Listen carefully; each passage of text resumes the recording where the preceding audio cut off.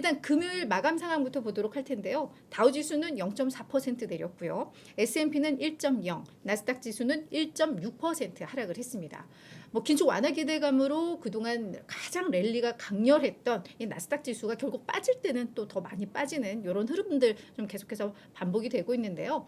다만 주간 기준으로 본다면 S&P와 나스닥 지수는 여전히 뭐 상승을 했는데 나스닥 지수는 금요일 1.6% 급락에도 불구하고 주간 기준으로는 3.3% 이제 상승을 한 그런 상황입니다. 그러면서 나스닥은 지금 5주 연속 랠리를 이어가고 있는 건데 하지만 금요일 하락에 대해서는 우리가 고민해 볼 대목은 좀 있는 것 같아요. 그래서 그걸 지금부터 점검을 해보도록 할 텐데 일단 뭐 이미 주말 사이에도 기사들이 많이 나와서 이미 보신 분들도 많겠지만 1월 고용보고서가 금요일 증시에 있어서 가장 중요한 이슈 중 하나였죠. 그런데 고용보고서가 이거는 뭐 다들 충격적이다라는 표현을 쓸 정도로 너무 깜짝 놀랄 만한 거의 뭐 쇼크 수준의 너무 호황된 고용 시장을 좀 보여줬습니다. 그 내용을 좀 보시자면 신규 일자리 수가 무려 51만 7천 개가 늘어난 걸로 나왔는데요. 이게 지난 12월에는 26만 개 늘어났는데 그때도 뭐 충격적이다, 너무 잘 나왔다, 너무 뜨겁다라고 했는데 거의 2배 가까이 나온 거죠. 시장에서는 한 18만 5천 개 정도 늘지 않았을까? 라는 예상을 했는데 뭐 거의 3배에 육박하는 신규 일자리 수가 집계가 된 겁니다. 이거 완전 진짜 어안이 벙벙한 뭐 그런 수치죠. 거기에다가 이 시간당 임금 상승률도 보면은 0.3%가 나왔습니다. 뭐 예상치와는 뭐 동일한 수준으로 보시면 될 것 같은데 우리 12월로 돌이켜 보자고요. 그때에도 신규 일자리 수 많이 나왔었고 실업률 지표 잘 나왔었는데 그나마 시간당 임금 상승률이 원래 시장에서 0.4 예상했는데 0.3 나오면서 거기에 이제 위안을 삼아서 랠리가 시작됐던 거잖아요. 임금 상승률 둔화는 인플레 둔화로 간다라는 그런 해석 때문에. 그런데 이제 막상 뚜껑을 열어보니까 전월의 실업률도 이제 약간 조정이 좀 됐습니다. 그러면서 이게 0.4로 나왔으니까 이게 사실 지난달에 이 상승률이 나왔었다면 고용시장에서 뭔가 기대할 만한 수치는 안 나왔었던 거예요. 그죠? 근데 이제 또다시 1월 임금 상승률이 이제 0.3%로 그나마 이제 둔화된 걸로 나오니까 이제 그래도 상승률에서는 좀 위안을 삼게 된 뭐 그런 지표였습니다. 1월에는. 근데 실업률도 매우 낮게 나왔습니다. 전월에 3.5였고요. 시장 예상치 3.6이었는데 이것도 이제 3.4%가 나온 겁니다. 이 3.4%라는 게 어떤 의미가 있느냐? 1969년 이후 50여 년 만에 가장 낮은 실업률입니다. 거의 완전 고용 상태다라고 지금 해석을 할 수 있는 그런 대목인데요. 고용 보고서가 너무 뜨겁다 보니까 아니 고용 시장이 이렇게 좋으면 결국 뭐 소비는 계속해서 늘어날 것이고 그렇게 되면은 과연 인플레가 잡힐까? 라는 이제 의문이 생긴 거죠.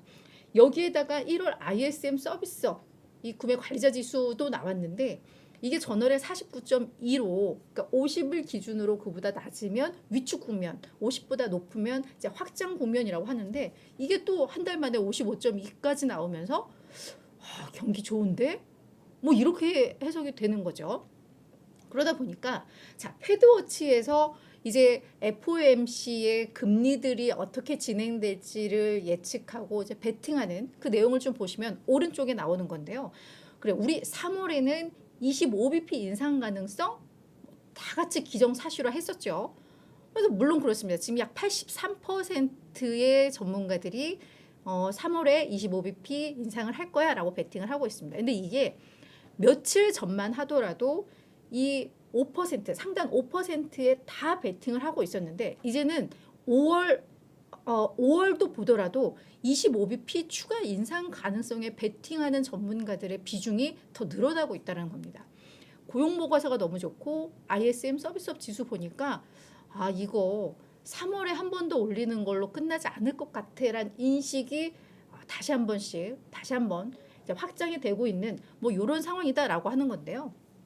자, 근데 이 대목에서 우리가 이제 고민을 해보자면 그동안 긴축 완화 기대감으로 올 들어 증시가 그렇게 급등을 했는데 이게 흔들리는데 그것 치고는 금요일 낙폭이 그래도 제한적이었지 않나? 라는 해석할 수 있잖아요. 사실 이게 지금 지난 고용보고서 나온 이후에 거의 뭐 10% 넘게 급등을 했는데 근데 이게 무너지는데 낙폭이 너무 제한적이었네? 그렇게 해석을 할 수 있는데 이거에 대해서는 좀 이렇게 얘기를 하는 것 같습니다. 결국 긴축이 그렇다고 해서 뭐 금리가 6%, 7%까지 인상할 건 아니라 결국은 뭐 5.25냐, 뭐 5냐 이 정도 줄다리기 하는 수준인데 경제는 여전히 좋아. 그 얘기는 그러면 그냥 경기의 연착륙 가능성이 높아진 거 아니야? 라고 해석을 하는 측면이 좀 하나가 있으면서 이제 낙폭이 제한적이었던 거고 또 하나는 1월 고용보고서 이 자체를 신뢰할 수 없다라는 인식, 해석이 또 하나가 있었습니다. 그러니까 1월에는 보니까 뭐 인구 수치라던가 벤치마크라던가 업종 분류들을 재조정하는 시기이기 때문에 이 계절 조정폭도 크고 해서 1월은 워낙에 좀 변동성이 큰 뭐 그런 수치로 많이들 해석을 한다고 합니다. 그래서 실제로 월가에서도 그 신규 일자리 수에 대한 이 전망치에 대한 이 밴드가 상당히 좀 넓었거든요. 그런 측면에서 봤을 때 이 정도는 아닐 거야. 이거는 약간 신뢰할 수 없는 수치야. 라는 해석들. 뭐 그렇게 되면서 증시의 낙폭은 좀 제한적이었다. 뭐 이런 해석들은 좀 나오고 있습니다. 그러니까 연착륙 가능성, 1월 보고서 자체에 대한 신뢰도가 조금 낮아졌다라는 뭐 그런 측면에서 해석은 해볼 수 있을 것 같은데 다만 전문가들이 일단 5월에도 25bp 인상 가능성을 더 많이 점치고 있다라는 점은 이제 약간 그동안의 어떤 랠리의 모멘텀이 조금은 흔들리고 있다. 이런 해석은 좀 될 것 같습니다.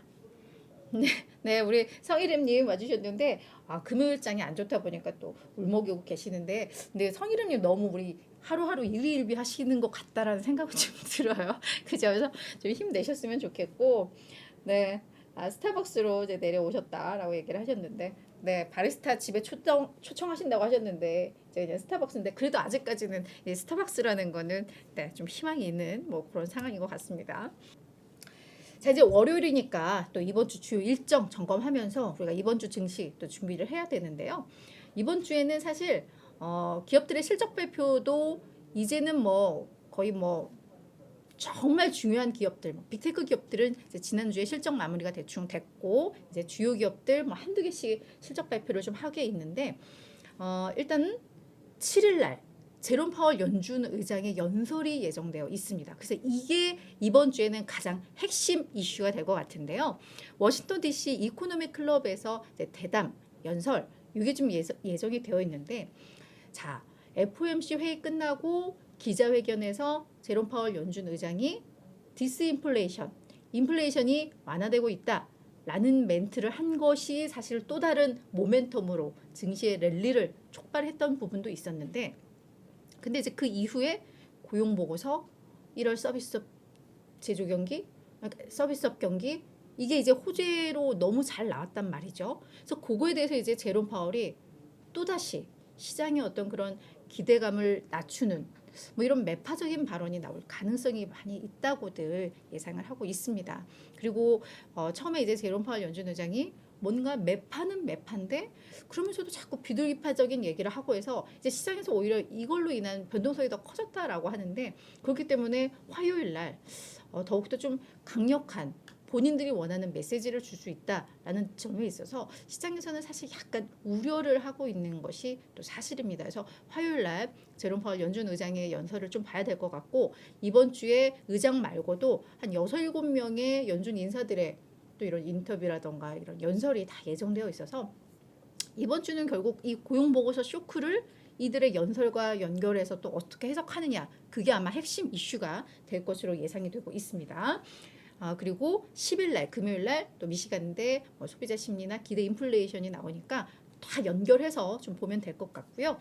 실적에 있어서는 수요일 날 월트 디즈니와 우버가 실적을 발표를 하고 9일 날 뭐 펩시코, 페이팔, 켈로그 이러니까 약간 소비 요와 관련된 또 기업들이 실적을 발표를 하니까 목요일 그리고 수요일, 수목 실적 발표 좀 주요한 애들 몰려 있고요. 화요일 날 제롬 파월 연준 의장의 연설 이게 이번 주에 가장 중요한 이슈다. 저희가 그렇게 또 정리를 해보도록 하겠습니다.